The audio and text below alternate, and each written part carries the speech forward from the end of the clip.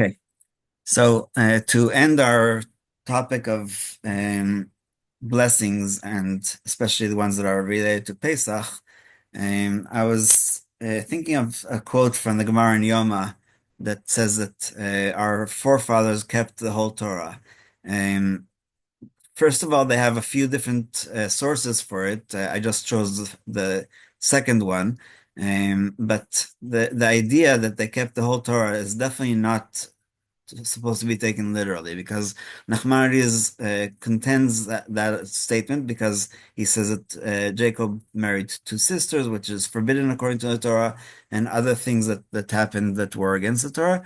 But we know from some of the stories in Bereshit that Noach was told to take only from the pure animals, or the ritually pure, that they're allowed to be eaten, seven couples as opposed to two, as opposed to one couple. And so it says Bema Torah. How would you know what Bema Torah is if there wasn't the Torah? And also from Yehuda, who tried to practice the Levirate marriage, the Yibum, with Tamar and others. So I think the most obvious source, especially using Rashi, is in chapter 19, verse 3, when the two angels out of the three come to Lot, and Lot begs them to come into his house. It says, "V'yavo el beito v'yas lahem ishteh umatzot afa v'yochelu." So he made for them a banquet or a feast, and he baked matzah. So this is the first time that matzah is mentioned in the Torah, and Rashi says immediately Pesach haya. So how do we know that it was Pesach? Because otherwise, why would he make matzah? Rav Dessler has a very long explanation in Michtav Ben Eliyahu. I think it's in part two. It's a four volume collection of everything that he wrote. So he says that we have to understand what's matzah doing there. The Jewish people weren't even created yet. We still only have Avram. Isaac wasn't even born yet. It's during the time where the angels just told Avram and Sarah that Isaac will be born, and then he wasn't born yet, and so they definitely didn't go to Egypt. The Brit Be'Turim may or may not have happened already. But why does he need to have matzah? And what's the idea of Pesach before the Exodus, or before even the exile to Egypt? So his answer is very philosophical and very deep, which is basically that there's a true essence into the idea of matzah itself. Matzah itself represents the opposite of laziness. It represents the idea that there is redemption, the idea that there's something inherent. The Jews could have waited a few more hours and baked whatever they needed to, but Hashem wanted them to come out bizrizut, and so that's the first source. And the second one is in Nefesh HaChaim, where he actually does quote the idea from Noah. So this was also the entire matter of the service of the patriarchs and all the early righteous ones who accomplished the Torah before it was given, as our rabbis of blessed memory commented on the verse in Bereshit from the ritually permitted animals, and they stated, from here we conclude that Noah learned Torah, and they stated in Yoma, as we said, that Abraham, our patriarch, or our forefather, upheld the entire Torah, and it's also stated in Bereshit Rabbah, etc. So this was an introduction to why matzah is important even before the Torah was given. And so Rav Melamed continues this idea by saying the following: matzah symbolizing our recognition that the spiritual roots of things are beyond our grasp, even though God granted us the ability to operate within and improve the world, is the opposite of chametz. So the idea that we are working and making sure that it doesn't just lazily lie. Therefore, on Pesach, when we are engrossed in the fundamentals, we do not mix even one iota of chametz in our food. We eat only matzah, which remains simple and thin throughout its baking, without going through any additional process of swelling or even adding eggs and salt and sugar and other things. Through humility before God, expressed in the matzah, we internalize the faith first revealed at the Exodus from Egypt, that God actively watches over the world and elected Israel.